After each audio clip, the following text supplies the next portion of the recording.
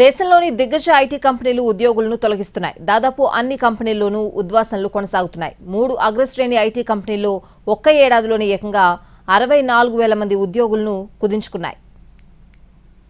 దేశీయ top IT రంగ సంస్థల్లో ఉద్యోగులు తగ్గుతున్నారు. గత ఆర్థిక సంవత్సరం టీసీఎస్, ఇన్ఫోసిస్, విప్రోల నుంచి 64,000 మంది ఉద్యోగులు బయటకు పోయారు. అంతర్జాతీయ మార్కెట్లో ఐటీ సర్వీసులకు డిమాండ్ లేకపోవడం, కస్టమర్లు వ్యయ నియంత్రణ మంత్రం జపిస్తున్న తరుణంలో ప్రధాన ఐటీ కంపెనీల్లో ఉద్యోగుల సంఖ్య పడిపోతూ వస్తోంది.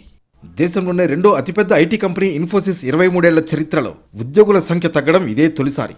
ఇన్ఫోసిస్ మాత్రమే కాదు, ఇతర పెద్ద ఐటీ కంపెనీలు టీసీఎస్, విప్రోల పరిస్థితి కూడా ఇలాగే ఉంది. ఇక్కడ గత సంవత్సరంతో పోలిస్తే 2023-24 ఆర్థిక సంవత్సరంలో ఉద్యోగుల సంఖ్య గణనీయంగా తగ్గిపోయింది. ఐటీ రంగ సంస్థల్లో ఉద్యోగుల సంఖ్య తగ్గుతుండడంతో ఇది మాంద్యం సంకేతమా అనే ప్రశ్న తలెత్తుతోంది. ఎందుకంటే 2022లో కూడా ప్రపంచంలోని అతిపెద్ద టెక్ కంపెనీలైన గూగుల్, ఫేస్బుక్, ట్విట్టర్, మైక్రోసాఫ్ట్, అమెజాన్లో ఉద్యోగుల సంఖ్య తగ్గింది. ఆ సమయంలో ఈ కంపెనీలన్నింటిలో భారీ స్థాయిలో తొలగింపులు జరిగాయి. ప్రపంచవ్యాప్తంగా డిమాండ్ బలహీనంగా ఉండడం, వినియోగదారులు సాంకేతిక వ్యయాన్ని తగ్గించుకోవడం వల్ల ఈ కంపెనీల్లో ఉద్యోగుల సంఖ్య తగ్గింది.